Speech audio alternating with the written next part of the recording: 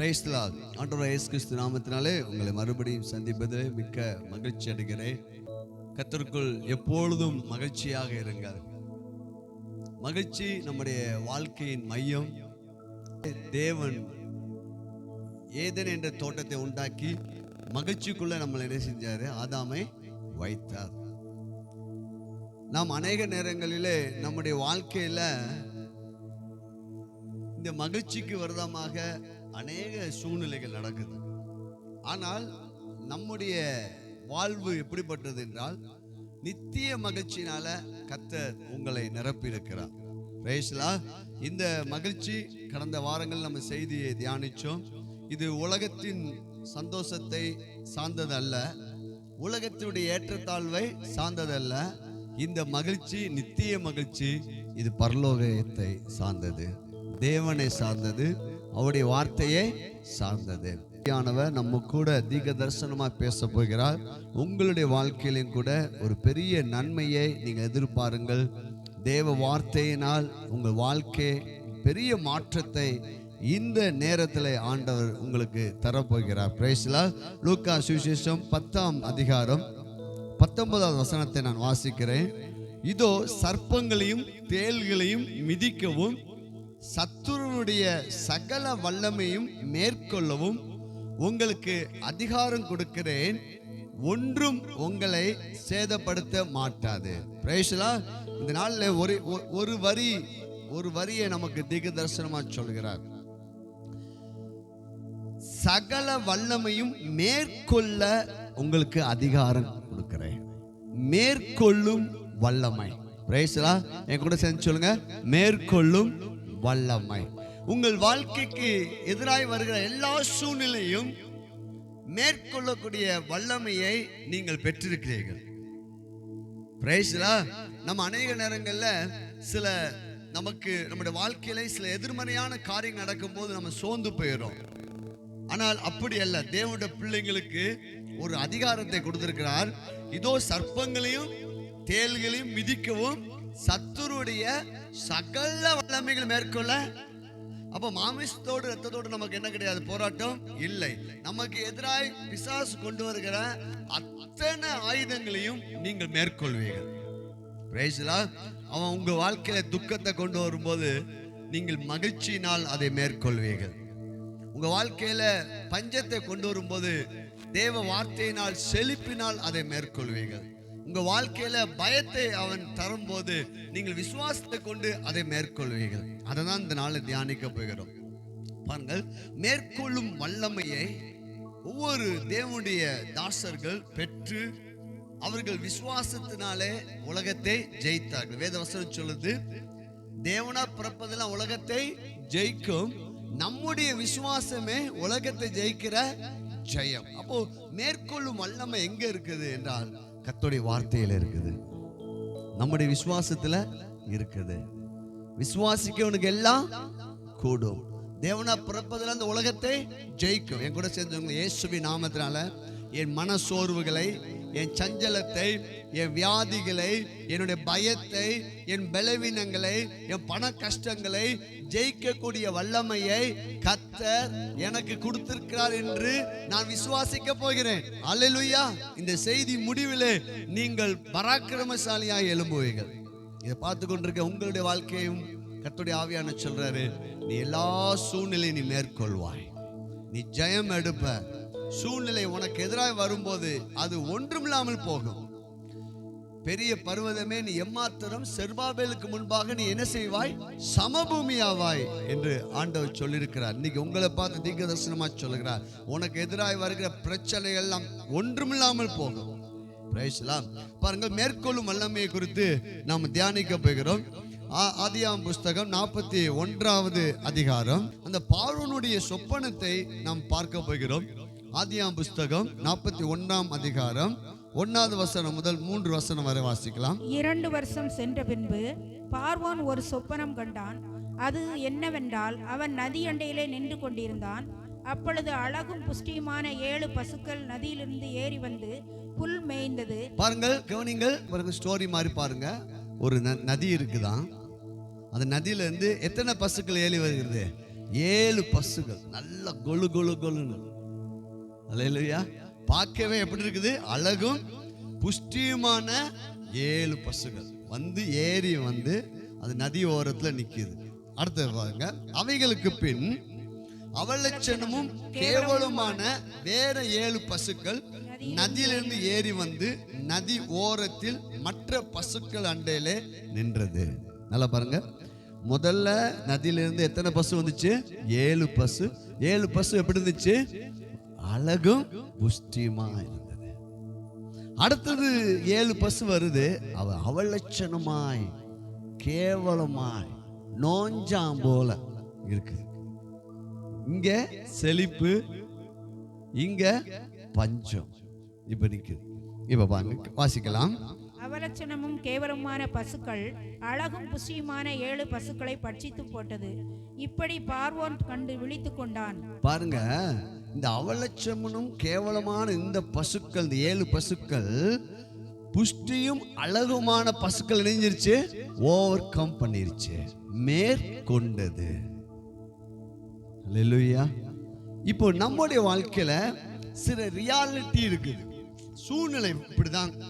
இப்ப நம்ம படுற இந்த கஷ்டத்துல கஷ்டம்தான் நம்மளை நெஞ்சிரும் மேற்கொள்ளும். நான் பார்த்து கொண்டிருக்கிற சில சூழ்நிலைகள், பயங்கள், வியாதிகள், தரித்திரங்கள் எல்லாம் இது மேற்கொள்ளும். ஏன்னா அதை மேற்கொள்ளக்கூடிய தன்மை எனக்கு இல்லை. இப்ப ரியாலிட்டி, இந்த கனவு படி என்னன்னா, இந்த அவலட்சணமான இந்த 7 பசுக்கள் செழிப்பான 7 பசுக்கள் நெஞ்சிருச்சு, முழுங்கிருச்சு. ஆனா இதை யோசேப்பு ஆலோசனையினால் யோசேப்பு மாற்றி அமைத்தான். பாருங்க, நம்முடைய வாழ்க்கையில அநேக பேர் சொல்லுவாங்க, தேவனை அறியாத ஜனங்கள் சொல்லுவாங்க, விதி இது எங்களுடைய வாழ்க்கையில, இது என்னுடைய விதி, இல்ல என்னுடைய தாய் தகப்பன் செஞ்ச எங்க முப்பிதாக்களுடைய சாபம். இது வந்து ரியாலிட்டி. என்னால வியாதியிலிருந்து வெளியே வர முடியல, காலம் வரை ஓவர் கம் பண்ண முடியலன்னா நம்ம என்ன செஞ்சிடறோம்னா அதுக்கு சரணடைகிறோம். ஆனால் அப்படி அல்ல, விதியை மாற்றுகிற கர்த்தருடைய வார்த்தை இருக்கிறது. அல்லேலூயா. உன்னுடைய பஞ்சத்தை மாற்றுகிற கர்த்தருடைய வார்த்தை இருக்கிறது. கடைசி நீங்க அந்த அதிகாரத்தை வீட்டில் போய் நீங்க வாசித்து பார்த்தீங்கன்னா, யோசேப்பு கொடுத்த அந்த ஆலோசனையினால் ஃபர்ஸ்ட் இந்த கனவு படியே 7 வருஷம் பரிபூர்ணமான சம்பூர்ணமான விளைச்சல் வந்தது. அதுக்கு பிற்பாடு யோசேப்பு சொன்னபடியே 7 வருஷமும் பஞ்சம் அந்த தேசத்துல வந்தது. அப்பொழுது யோசேப்பு என்ன பண்ணானா, அந்த 7 வருஷம் பரிபூர்ணமான விளைச்சல் வந்த போது அந்த எகிப்து தேசம் எங்கும் தானியங்களை சேர்த்து வைத்து விட்டான். உலகம் எங்கும் பஞ்சம் வந்த போது எகிப்தில மட்டும் தானியம் இருந்தது. இந்த கனவு படி என்னன்னா, பஞ்சம் செழிப்பை மேற்கொள்ள வேண்டும், செழிப்பு பஞ்சத்தை மேற்கொண்டது. அல்லேலூயா. உங்களுடைய வாழ்க்கையிலும் கூட ஐயோ இது விதி, என்னால முடியாது அப்படின்னு நினைச்சிட்டீங்கன்னா நீங்க தோற்று போயிடுவீங்க. இப்ப நம்ம என்ன வசனம் வாசித்தோம்? இதோ சர்ப்பங்களையும் தேள்களையும் மிதிக்கவும் சத்துருடைய சகல வல்லமையை மேற்கொள்ளும் எனக்கு என்ன உண்டு? அதிகாரம் உண்டு. அவன் எப்படி யோசேப்பு தானியங்களை சேர்த்து வைத்தான் என்பதுக்கு என்ன அர்த்தம்னா, நம்ம இப்ப நல்லா இருக்கும் போது நிறைய வாக்கு தத்தங்களை மனசுல சேர்த்து வைக்கணும். அல்லேலூயா. குடும்பத்தை குறித்த வாக்கு தத்தங்கள், பிள்ளைங்களை குறித்த வாக்கு தத்தங்கள், சரீரத்தில் இருக்க சுகமான வாக்கு தத்தங்கள், ஐஸ்வர்யத்தை குறித்த வாக்கு தத்தங்கள், வெற்றியை குறித்த வாக்கு தத்தங்கள், விசுவாசத்தை குறித்த வாக்கு தத்தங்கள், நம்முடைய சந்ததியுடைய ஆசீர்வாதத்தை குறித்த வாக்கு தத்தங்களை நம்முடைய மனதிலே அப்படியே சேர்த்து வைக்கணும். ஒருவேளை பஞ்சம் வந்தாலும், பயம் வந்தாலும், வியாதி வந்தாலும், அவிசுவாசம் வந்தாலும், பிசாசுடைய எத்தனை அக்கினி ஆசை வந்தாலும் அது உங்களை மேற்கொள்ளவே முடியாது. நீங்கள் தான் கர்த்தருடைய வார்த்தையினால் அவைகளை மேற்கொள்வீர்கள். இதான் யோசேப்பு செய்தது. அல்லேலூயா. பஞ்சம் வந்தது, உலகம் முழுவதும் எகிப்தை நோக்கி வந்தார்கள். ஏனென்றால் எகிப்துல என்ன இருந்தது? தானியம் இருந்தது. நல்லா புரிஞ்சுக்கோங்க. நம்ம இரவும் பகலும் நம்ம எவ்வளவோ உழைக்கிறீர்கள், எவ்வளவோ பணம் சம்பாதிக்கிறோம். ஆனால் ஒரு வாழ்க்கையில எதிர்மறையான சில காரியங்கள் நடக்கும்போது அப்படியே தோண்டு போயிடுறாங்க. ஒரு வியாதி வந்து அப்படியே நெஞ்சுறாங்க, ஒன்றும் இல்லாமல் போயிடுறாங்க. ஆனால் நமக்கு ஒரு ஆலோசனை ஆண்டவர் கொடுக்கிறார். உன்னுடைய தோல்வியை, உன்னுடைய பயத்தை, உன்னுடைய பிரச்சனையை, உன்னுடைய வியாதியை மேற்கொள்ளக்கூடிய வல்லமை கர்த்தருடைய வார்த்தையில இருக்குது. அல்லேலூயா சொல்லுங்க. கர்த்தருடைய வேதத்தை உயர்த்தி சொல்லுங்க. என்னிடத்தில் இருக்கிற இந்த தானியத்தை நான் அதிகமாய் என் மனதிலே நான் சேர்த்து வைப்பேன். இரவும் பகலுமாய் இந்த வார்த்தையை நான் தியானிப்பேன். எனக்கு எதிராக வருகிற பஞ்சத்தை, கடனை, பயத்தை, தோல்வியை எல்லாவற்றையும் முறியடிக்கக்கூடிய பரிபூர்ண ஆசீர்வாதம் என் வாழ்விலே தேவ வார்த்தையினால் வரும். பிரேசரா, புரிஞ்சுட்டீங்களா? அப்ப 7 ஆண்டு அவங்க இஷ்டத்துக்கு வாழ்ந்திருந்தாங்கன்னா பஞ்சம் மேற்கொண்டு இருக்கும். என்ன பண்ணிட்டாங்க? 7 ஆண்டு பரிபூர்ண ஆண்டு வந்த போது அவங்க எல்லாம் சேர்த்து வச்சாங்க. நமக்கு இப்படி நல்ல நேரம் கிடைக்குது பாருங்க. பாருங்க, இன்னைக்கு ஒரு குறிப்பிட்ட வயதான பிற்பாடு கண் என்ன செய்யாது, சரியா தெரியாம போகலாம். கை கால் வழியா சரியா பைபிள் படிக்க முடியாம போகலாம். இப்ப நம்ம நல்லா இருக்கும் போதே நீங்க நல்லா பைபிள் படிச்சீங்கன்னா உங்களுக்கு ஒரு குட் நியூஸ் சொல்றேன். மோசேயுடைய கண் இருள் அடைவதும் இல்லை, அவனுடைய பலன் குன்றவும் இல்லை. இந்த வார்த்தை நீ முதிர் வயது ஆகும் போது இந்த வசனம் நீ சேர்த்து வைத்த அந்த தானியம் ஆகிய தேவ வார்த்தை உன் கூட பேசும். நீ முதிர் வயதிலையும் மகனே, நீ முதிர் வயதிலையும் மகளே, நீ பசுமையும் புஷ்டியா தான் இருப்ப. இல்லைன்னா என்ன ஆயிரும் தெரியுமா? ஐயோ, என்னை யாரு கவனிப்பாங்க, என் பிள்ளைங்க கை விட்டுருவாங்க, என்னை யாரும் கவனிக்க மாட்டாங்க. ஏன்னா உள்ள என்ன இல்லை? தானியம் இல்லை, வார்த்தை இல்லை. உங்களுக்கு விரோதமாக இருக்கிற அத்தனை பிரச்சனை மேற்கொள்ள கர்த்தருடைய வார்த்தையை சேர்த்து வைங்க. எங்க சேர்த்து வைக்கணும்? எல்லா காவலோடும் இருதயத்தை காத்துக்க, அது நின்று ஜீவ ஊற்று. அப்போ எப்படி யோசேப்பு சேர்த்து வைத்தது போல நீங்கள் நானும் இரவும் பகலுமாய் கர்த்தருடைய வார்த்தையை மனப்பாடம் பண்ணி அதை கர்த்தருடைய வார்த்தையை இருதயத்தில் வச்சுட்டீங்கன்னா உங்க சந்ததி ஆசீர்வாதமா இருக்கும். ஆண்டோடைய வருகையின் போது இல்லை, நீங்கள் பூர்ண ஆயுஷ் நாட்கள் வரை நீங்க சம்பூர்ணமாய் வாழ்ந்து இந்த உலகத்தை முடிப்பீங்க. எத்தனை பேருக்கு நோய் இல்லாம, கை கால் இழுத்து போகாம, வியாதியே இல்லாம அப்படி சூப்பரா முடிக்கணும்? எத்தனை பேருக்கு ஆசை? ஆமே, தானியத்தை சேர்த்து வைங்க. அல்லேலூயா. கடைசி வரை நீங்கள் ஆசீர்வாதமாய் முடிக்க வேண்டும். இதுதான் தேவனுடைய திட்டம். நீங்க மாத்திரமல்ல, உங்க சந்ததி ஆசீர்வாதமாய் முடிக்கணும். உங்க பிள்ளைகளை குறித்த வார்த்தையை சேர்த்து வைங்கள். உங்க சந்ததிக்குரிய வசனங்களை தேடி கண்டுபிடிங்கள். சுகத்துக்குரிய வேத வசனத்தை கண்டுபிடிங்கள். வெற்றியை குறித்து, ஐஸ்வர்யத்தை குறித்து, சம்பூர்ணத்தை குறித்து, பெருக்கத்தை குறித்து வேத வசனங்கள் சேர்த்து வைங்க. எப்படி யோசேப்பு சேர்த்து வைத்தது போல. அப்போ உலகமே வந்து தானியம் கேட்டுச்சு, ஆனா யோசேப்பு கொடுத்தான். அல்லேலூயா. பாருங்க, அப்போ பஞ்சம் செழிப்பை மேற்கொள்ளவில்லை, செழிப்பு பஞ்சத்தை மேற்கொண்டது. முடிச்சிட்டாங்க பாருங்க. அது இன்னொன்று ஒரு காரியத்தை பார்க்க போறோம். யாத்திரா புஸ்தகம் 7ஆம் அதிகாரம் 10வது வசனம், 11வது வசனம், 12வது வசனம். மோசேயும் ஆரோனும் பார்வோனிடத்தில் போய் கர்த்தர் தங்களுக்கு கட்டளையிட்டபடியே செய்தார்கள். ஆரோன் பார்வோனுக்கு முன்பாகவும் அவன் ஊழியக்காரருக்கு முன்பாகவும் தன் கவலை போட்டான், அது சர்ப்பமாயிற்று. அப்பொழுது பார்வோன் சாஸ்திரிகளையும் சூனியக்காரரையும் அழைப்பித்தான். எகிப்தின் மந்திரவாதிகளும் தங்கள் மந்திரவாதத்தினால் அப்படி செய்தார்கள். கவனிங்கள், இங்கே மோசே பார்வோனுக்கு முன்பாக ஜனங்களை விடுவிக்கும்படியாக கடந்து செல்கிறான். இங்கே மோசே கோல்களை போட்ட போது அது என்ன ஆயிடுச்சு? சர்ப்பமா ஆயிடுச்சு. உடனே பார்வோனுடைய மந்திரவாதிகள்லாம் கூப்பிடுவாராம். அவங்களும் ஒவ்வொரு கோல்களை போடுறாங்க. எல்லா கோலும் என்ன இருந்துச்சு? சர்ப்பமாய் மாறினது. அடுத்த வசனத்தை நான் வாசிக்கிறேன்.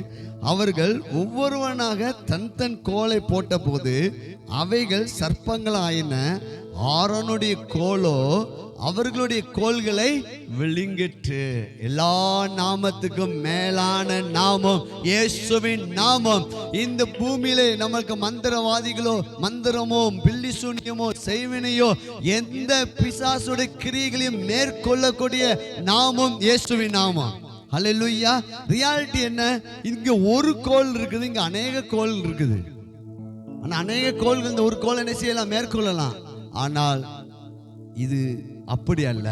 அநேக பிசாசுடைய கிரியைகளை இயேசுவின் நாமம் வானத்துக்கும் பூமிக்கும் சகல அதிகாரமுள்ள இயேசுவின் நாமத்தை நீங்கள் பயன்படுத்தும் போது உங்களுக்கு எதிராக வருகிற வன்கண்கள், பொறாமைகள், மந்திர சக்திகள், பில்லி சூனியங்கள், செய்வினைகள் எதுவும் வாய்க்காது.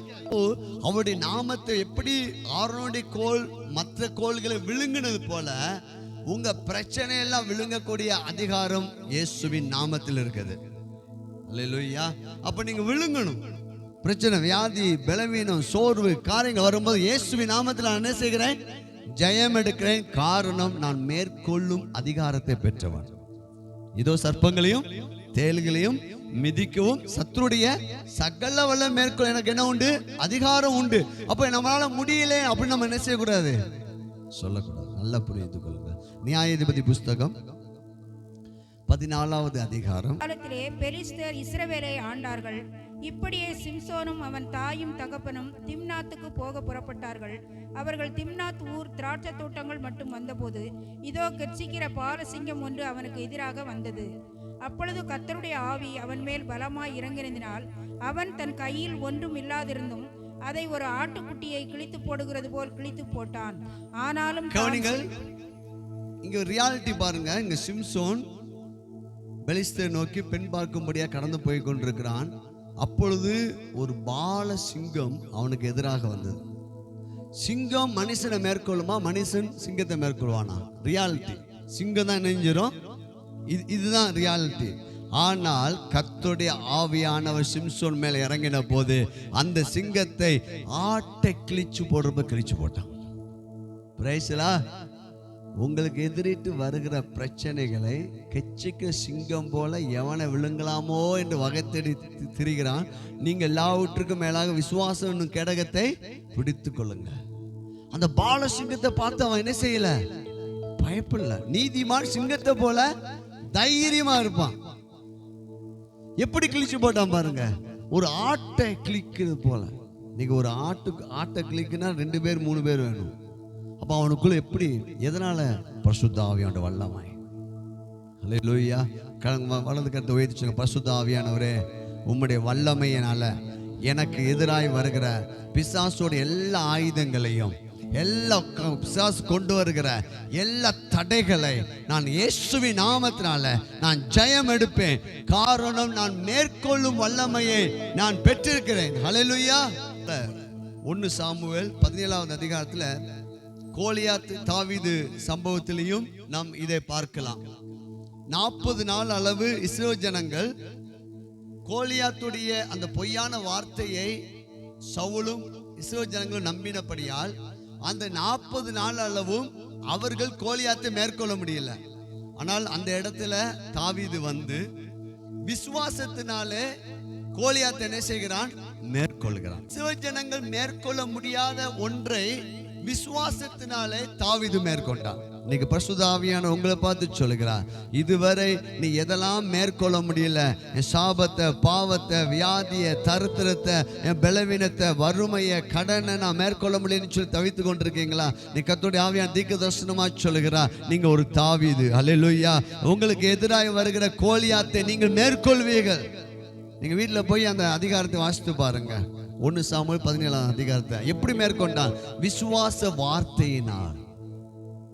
சொல்லுங்க, பேங்கோட சேர்ந்து சொல்லுங்க, என்னை பலப்படுத்துகிற கிறிஸ்துவினாலே எல்லாவற்றையும் செய்ய எனக்கு பலன் உண்டு.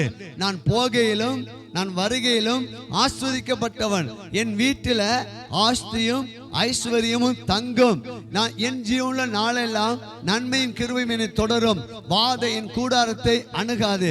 பலவீனமா இருந்தாலும் கூட நான் பலவான் என்று சொல்வேன். விசுவாசித்தேன் ஆகியா பேசினேன் என்று எதிர்க்கப்படும். அப்ப எப்படி மேற்கொள்ள முடியும்? பயமுறுத்துறான். 40 நாள் அளவு கோலியாத்துடைய வார்த்தை. இப்போ நம்ம சொந்த வார்த்தை இல்ல, கர்த்தருடைய வார்த்தையை பேசுறோம். கர்த்தருடைய வார்த்தையை பேசும்போது கோலியாத் முடிந்தான். அல்லேலூயா. நல்லா புரிஞ்சுக்கோங்க. அப்ப இதை உண்மையாவே ரியாலிட்டி என்னன்னா, அங்க என்ன, கோலியாத்தை மேற்கொள்ள யாரும் ஆளு இல்ல. ஆனால் தாவீதுக்குள்ள இருந்த அபிஷேகமும், தாவீதுக்குள்ள இருந்த விசுவாசமும், தாவீது சத்தியத்தை அறிந்தபடினால் கோலியாத்தை மேற்கொண்டார். ஆகையால நீங்க கிறிஸ்துவுக்குள் நம்ம அபிஷேகம் பண்ணப்பட்டிருக்கிறோம். நமக்கு எதிராக கெச்சித்து கொண்டிருக்கிற அநேக மலைகள் போன்ற பிரச்சனை இருக்கலாம், அதையும் நீங்கள் மேற்கொள்வீர்கள். அந்த கோலியாத்து முகக்குப்புற கண்டிப்பா என்ன செய்வான்? விழுவான். பாருங்கள், யோசுவா புஸ்தகம் 6ஆம் அதிகாரம்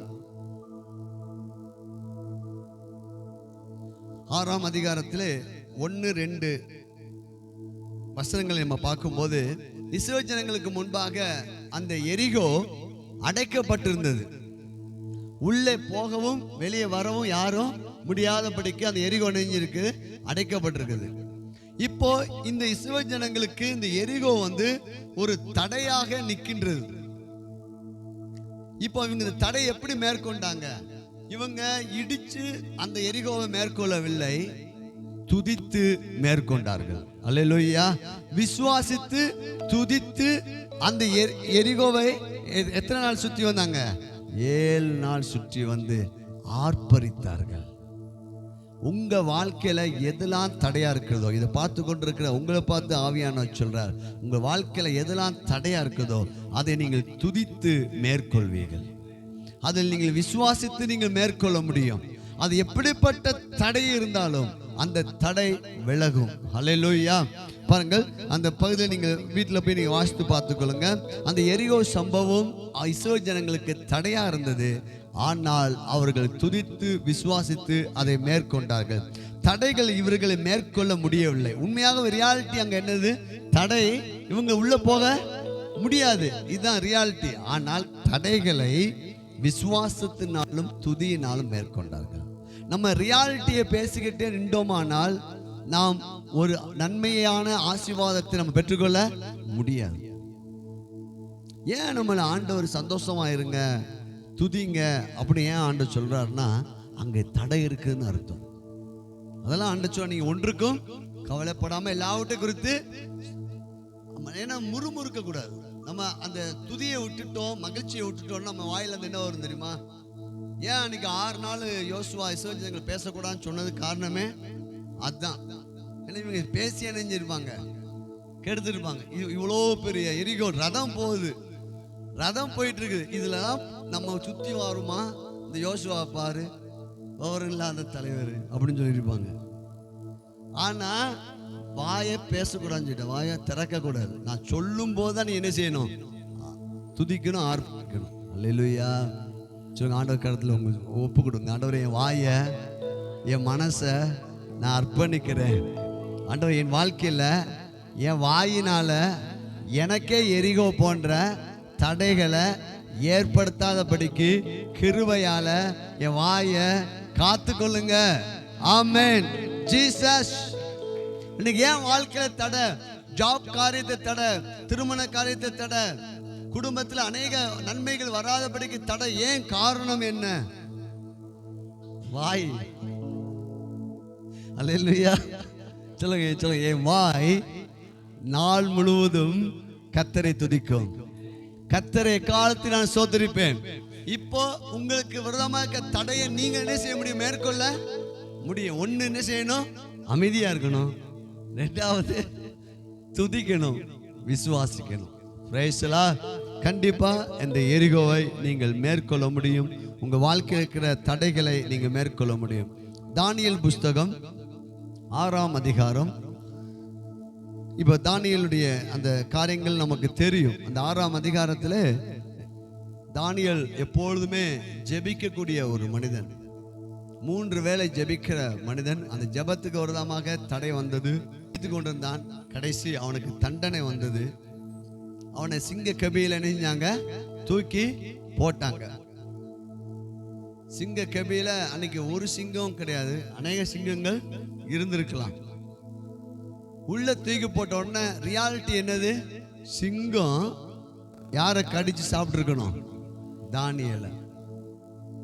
ஆனால் தானியேலுடைய ஜெபமும் அவனுடைய விசுவாசமும், ஜெபத்தில் உறுதியும் விசுவாசமும், அவன் எந்த பாருங்க, தேவனோடு இருக்க அந்த உறுதியை எந்த ஒரு காரியத்துக்காக அவன் என்ன செய்யற விட்டு கொடுக்கவே இல்லை. இப்ப ரியாலிட்டிய அப்படியே மாத்துறான். அப்ப விசுவாசம் என்ன செய்யும் தெரியுமா? உங்களுடைய சூழ்நிலையை மாற்றி அமைக்கும். அல்லேலூயா. திரும்ப பார்த்தீங்கன்னா இந்த தானியேல் காப்பாற்றப்பட்டு சிங்க கபிலிருந்து வெளியே வருகிறான். இந்த தானியேல் மேல் குற்றம் சாட்டினவர்களை தூக்கி போட்டோன்னு நினைஞ்சிருச்சு. அது பாருங்க, யோசித்து பாருங்க. தானியேல் நான் இரவெல்லாம் உட்கார்ந்துருக்கிறான். அந்த சிங்கத்துக்கு என்ன இருக்குது? பசி இருந்திருக்கும். மாமிசத்தை பார்த்த உடனே நெஞ்சிரும் வரும். எத்தனையோ கிலோமீட்டர்ல கண்டுபிடிக்குமா. அப்படிப்பட்ட சிங்கங்கள் உள்ள கெபியில உள்ள உட்கார்ந்துருக்கான். ஆனால் சிங்கங்கள் இவனை மேற்கொள்ளவில்லை, சிங்கத்தை இவன் மேற்கொண்டான். அல்லேலூயா.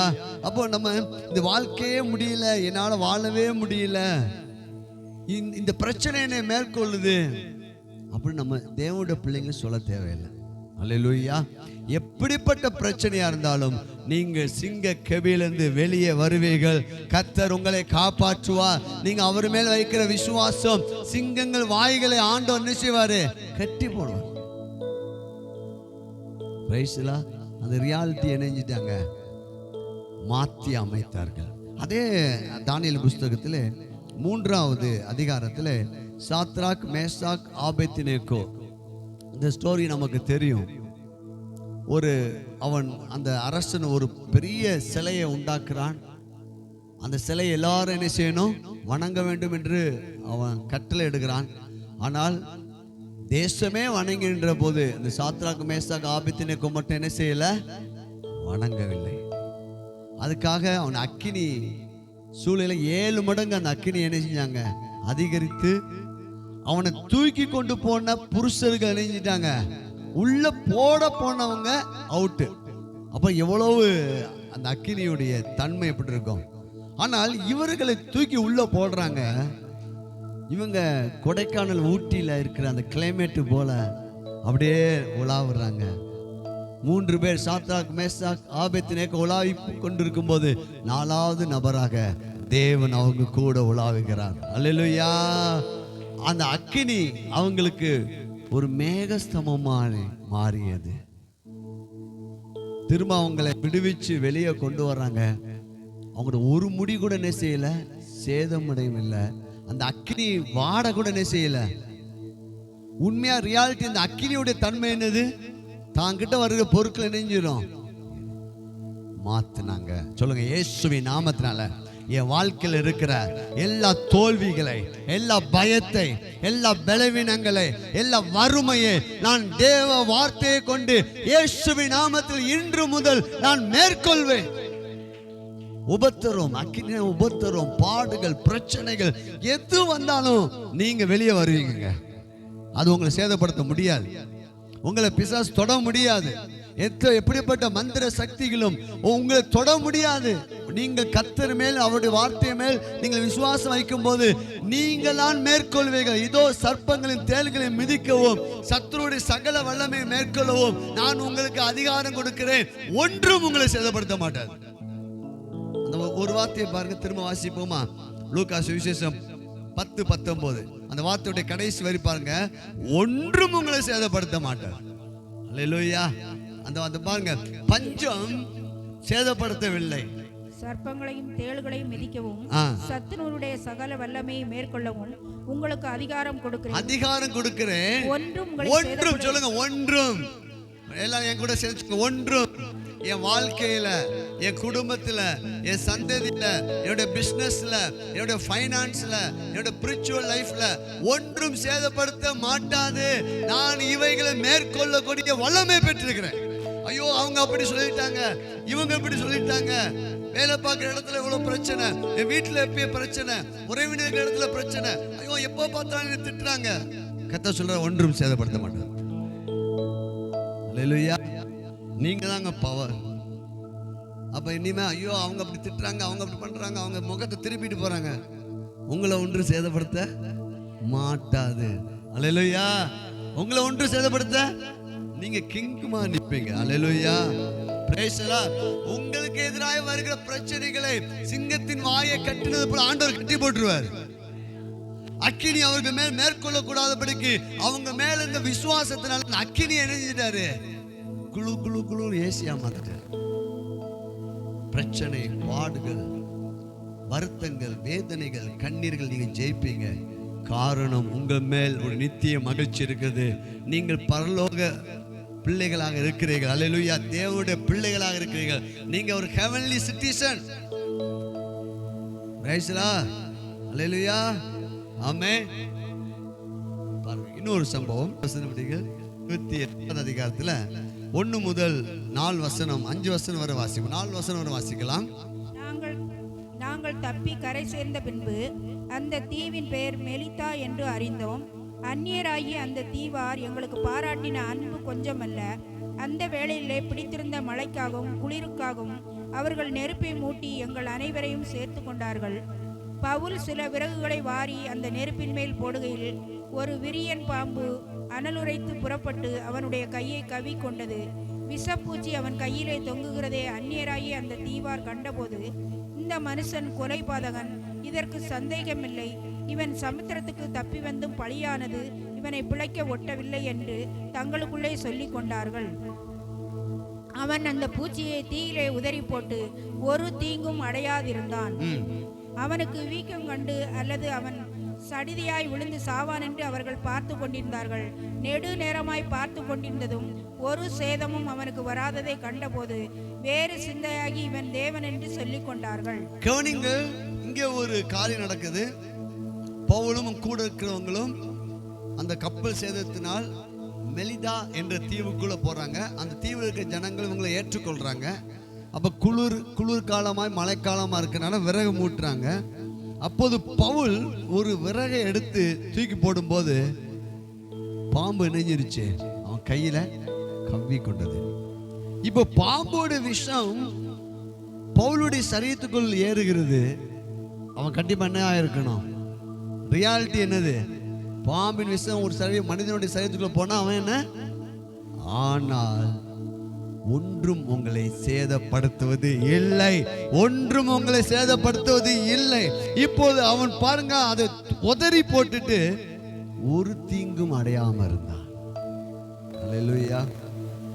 அதனாலதான் மார்க்ஸ் போட்டிருக்குது, என் நாமத்தினால பிசாசுகளை துரத்துவார்கள், நவமான பாஷைகளை பேசுவார்கள், சாவுக்கு ஏதுவான யாதொன்றை கொடுத்தாலும் சேதப்படுத்த மாட்டோம். அல்லேலூயா. நம்ம சாப்பிடும்போது ஜெபம் பண்ணணும், ஆண்டவரே நீங்க நம்ம வெளியே ஹோட்டலில் சாப்பிட்டாலும் வெளியே சாப்பிட்டாலும் எங்க சாப்பிட்டாலும் சொன்னோம், ஆண்டவர் இந்த சாப்பாடு என்னை சேதப்படுத்துவது இல்லை, எந்த கிளைமேட் என்னை சேதப்படுத்துவது இல்லை. உண்மையா ரியாலிட்டி என்னன்னா பவுல் இணைஞ்சிருக்கணும் அந்த விஷத்தினால மேற்கொள்ளும் வல்லமை. சொல்லுங்க, மேற்கொள்ளும் வல்லமை. உங்க வலது கரத்தை உங்க தலைமை வைத்து சொல்லுங்க, இயேசுவின் நாமத்தினால என் சரீரத்துக்குள்ள இருக்கிற எல்லா வியாதி கிருமிகளை நான் இயேசுவின் நாமத்தினால இந்த நாள் முதல் மேற்கொள்ளும் வல்லமையை என் சரீரத்தில் ரிலீஸ் பண்றேன். இப்போது இதை பார்த்து கொண்டிருக்கிற ஒவ்வொருடைய சரீரத்தில் இப்போது சுகமளிக்கக்கூடிய வல்லமையை ரிலீஸ் பண்றேன். இந்த சுகமளிக்கிற வல்லமை உங்கள் சரீரத்துக்கு அந்த வியாதி கூறுகளை, அந்த விஷத்தை ஒன்றும் இல்லாமல் போவதாக. Jesus name. Rafah Rekha lava சதா ராபா லாபா லாபா லா. மேற்கொள்ளும் வல்லமை. இன்னும் ஒரு சம்பவத்தை நம்ம பார்க்க போறோம். அப்போஸ்தலர் நடவடிக்கைகள் 16வது அதிகாரம் 23வது வசனம் முதல் 26வது வசனம் வரை நம்ம பார்க்கும்போது இங்க ஒரு சம்பவம் நடக்குது. பவுலும் சீலாவும் ஊழிய பாதையில போகும்போது அவர்கள் பிடிப்பட்டு அடிக்கப்பட்டு அவமானப்படுத்தப்பட்டு சிறைச்சாலையிலே அவர்களை கொண்டு போய் போடுறாங்க. வாசிக்கலாமா? 23 அவர்களை அநேக அடி அடித்த பின்பு சிறைச்சாலையிலே வைத்து அவர்களை பத்திரமாக காக்கும்படி சிறைச்சாலைக்காரனுக்கு கட்டளையிட்டார்கள். எப்படி எப்படி எப்படி எத்தனை அடி அடிச்சாங்களா? அநேக அடிகள், அவமானங்கள், நிந்தை. கர்த்தருக்காக ஊழியம் செய்யறாங்க, ஆனா அவமானம், நிந்தை, அடிகள் விழுகிறது. அந்த அடிகளோடு மட்டும் பொய்யா குற்றம் சாட்டப்பட்டு எங்க தள்ளப்படுறாங்க? சிறைச்சாலைக்கு. வாசிங்க. அவன் இப்படிப்பட்ட கட்டளைகளை பெற்று அவர்களை உட்காவலறையிலே அடைத்து அவர்கள் கால்களை தொழுமரத்தில் மாட்டி வைத்தான். கால்களை தொழுமரத்துல மாட்டி வைத்தான். நிக்க கூட முடியலங்க. கைய காலை கட்டிட்டாங்க, மாட்டிட்டாங்க. இது சூழ்நிலை. இந்த சூழ்நிலை கண்டிப்பா இந்த வருத்தம், இந்த வேதனை, அவமானம், நிந்தை, வலி, இதுதான் உண்மையாகவே அவங்களை நினைஞ்சிச்சு மேற்கொள்ளணும். பிரேசலா. இன்னைக்கு நம்முடைய வாழ்க்கையில நம்ம கடந்து செல்லும்போது சில பாடுகள், பிரச்சனைகள், அவமானங்கள், நிந்தைகள் வரும்போது நம்ம என்ன ஆயிரம், அநேக தேவனுடைய பிள்ளைங்க என்ன செஞ்சுறாங்க, சோர்ந்து போயிடுறாங்க. ஆனா இவங்க என்ன பண்ணாங்க, எப்படி மேற்கொண்டாங்க பாருங்க. என்ன செஞ்சாங்க பாருங்க. நடுராத்திரியிலே பவுலும் சீலாவும் ஜெபம் பண்ணி தேவனை துதித்து பாடினார்கள். காவலில் வைக்கப்பட்டவர்கள் அதை கேட்டுக்கொண்டிருந்தார்கள். அல்லேலூயா. நல்லா புரிஞ்சுங்க, துதியின் வல்லமையை புரிந்து கொள்ள. அவங்க நடுராத்திரியில என்ன பண்றாங்க, ஜெபம் பண்ணி. என்ன ஜெபம் பண்ணிருப்பாங்க? இப்ப நீங்கள் உங்களெல்லாம் ஜெபம் பண்ண விட்டா நீங்க என்ன ஜெபம் பண்ணுவீங்க? ஆண்டவரே அவனை அடிச்சு நொறுக்குங்க, என்னை இப்படி போதுமாப்பா, வேண்டாயா, என்னை விட்டுருங்க அப்படின்னு நினைச்சிருப்போம். அவங்க ஜெபம் பண்ணி தேவனை, அப்ப தேவனை துதித்து பாடினான்னு அவன் ஜெபம் எப்படி இருந்திருக்கும்? ஆண்டவரே நன்றி, ஆண்டவரே இந்த சூழ்நிலைக்கு நன்றி, இந்த அவமானத்துக்கு நன்றி, இந்த நிந்தைக்கு நன்றி. ஆண்டவரே தேவனை துதித்து பாடினார்கள். நடந்தது என்னன்னு பாருங்கள். சடுதியிலே சிறைச்சாலையின் அஸ்திபாரங்கள் அசையும்படியாக பூமி மிகவும் அதிர்ந்தது. உடனே கதவுகள் எல்லாம் திறவுண்டது. எல்லாருடைய கட்டுகளும் அல்லேலூயா. உடனே கதவுகள் எல்லாம் திறவுண்டது. உங்களுடைய வாழ்க்கையில ஆசீர்வாதமான கதவுகள் திறக்கப்பட வேண்டுமா? சுகத்தின் கதவுகள் திறக்கப்பட வேண்டுமா? செழிப்பின் கதவுகள் திறக்கப்பட வேண்டுமா?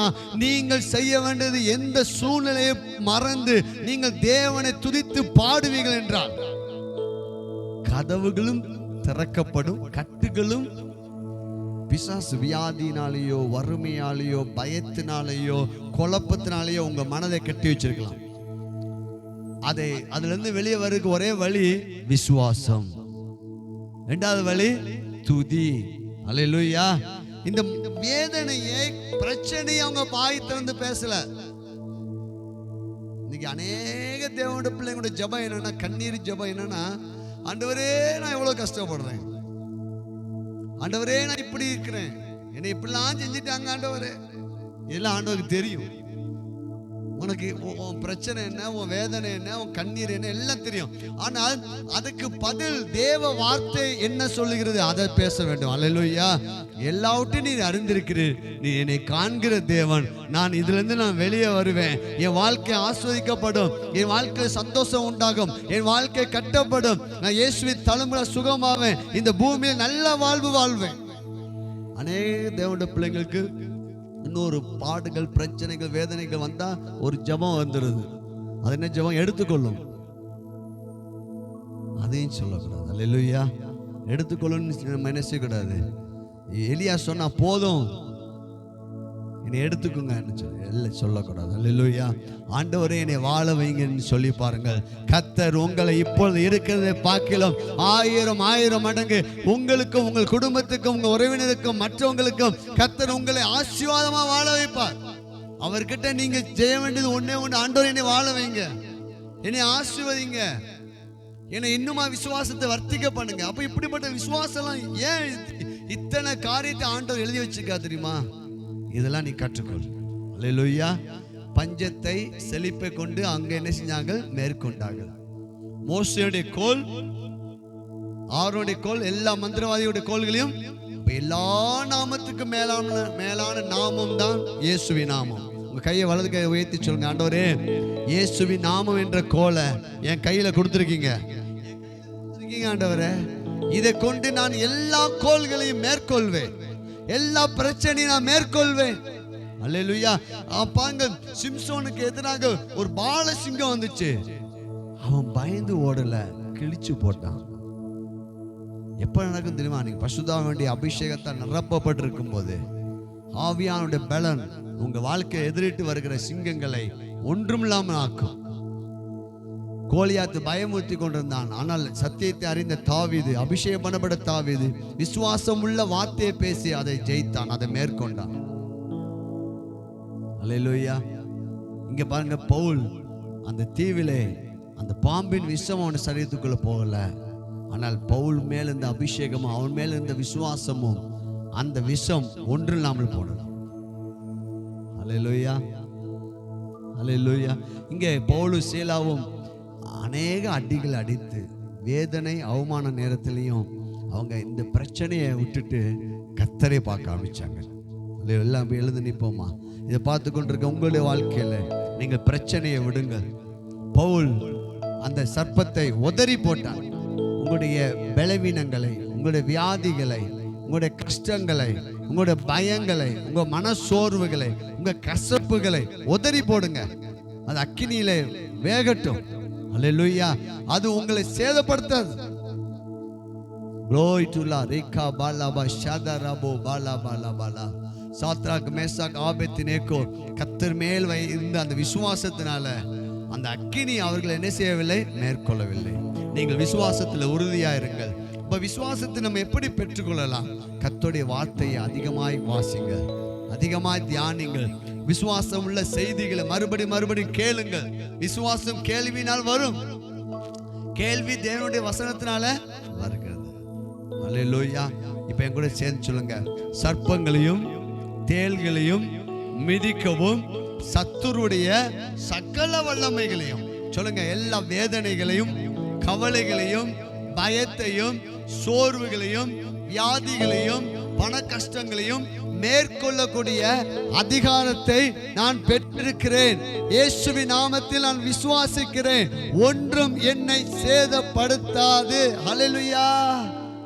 பஞ்சம் சேதப்படுத்த முடியவில்லை, மந்திரவாதிகளுடைய கோள்கள் சேதப்படுத்த முடியவில்லை, சிங்கம் சிம்சோனை சேதப்படுத்த முடியவில்லை, தானியேலை சிங்கங்கள் சேதப்படுத்த முடியவில்லை, சாத்ராக் மேசாக் ஆபேத்நேகோ அக்கினி சேதப்படுத்த முடியவில்லை, பவுலை அந்த விஷமுள்ள அந்த சர்ப்பம் சேதப்படுத்த முடியவில்லை, பவுலும் சீலாவையும் அந்த வேதனைகளும் அவமானமும் சேதப்படுத்த முடியல.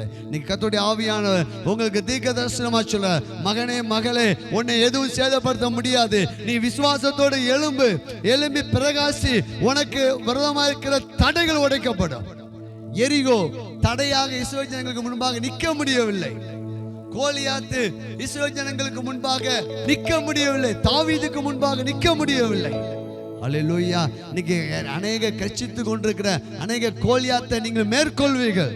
நீங்க மேற்கொள்ளும் வல்லமையோடைய அபிஷேகம் பண்ணப்பட்ட தாவீது அந்த இடத்துக்கு போகும்போது அவன் மேற்கொண்டான்.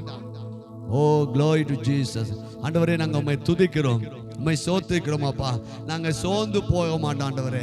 பிரச்சனை, கண்ணீர்களும் வேதனையை பார்த்து ஒரு மூலையிலே நாங்கள் சோர்ந்து போகும்படி நீர் எங்களை அழைக்கவில்லை. நாங்கள் எழும்பி பிரகாசிக்கும்படி நீர் அழைத்திருக்கிறீர். இந்த பட்டணத்துக்கும் தேசத்துக்கும் உலக தேசத்துக்கும் நாங்கள் ஆசீர்வாதமாக இருக்கும்படி நீர் அழைத்திருக்கிறீர் ஐயா. ஓ லாஷா காபாலா பாலா பாலா பாலா ரேகா பாலா பாலா பா. எதுவும் இதை சேதப்படுத்த மாட்டாது. நான் விசுவாசிக்கிறேன் ஆண்டவரே. எனக்கு அப்படியே நீங்க செய்வதற்கு நன்றி. கரங்களை தட்டி நன்றி செலுத்துவோமா? ஆண்டவரே, உம்மை துதிக்கிறோம், உம்மை ஸ்தோத்திக்கிறோம், உம்மை துதிக்கிறோம், உம்மை ஸ்தோத்திக்கிறோம் அப்பா. ரேகா பாஷா காபாலா. ஒன்றும் உங்களை சேதப்படுத்த மாட்டாது. உங்க மேல இருக்கிற அந்த நித்திய மகிழ்ச்சி உங்க கவலைகளை, வேதனைகளை இன்றைக்கு நிர்மூலமாக்கும். கலங்காதிருங்கள். வாக்குத்தத்தத்தை பிடித்துக் கொள்ளுங்கள். வார்த்தையை தியானிங்கள், விசுவாசிங்கள். கர்த்தர் பெரிய காரியங்கள் செய்வார். ஒன்று உங்களை சேதப்படுத்துவதில்லை. God bless you. ஆமென். கரங்களை தட்டி நன்றி செலுத்துவோம்.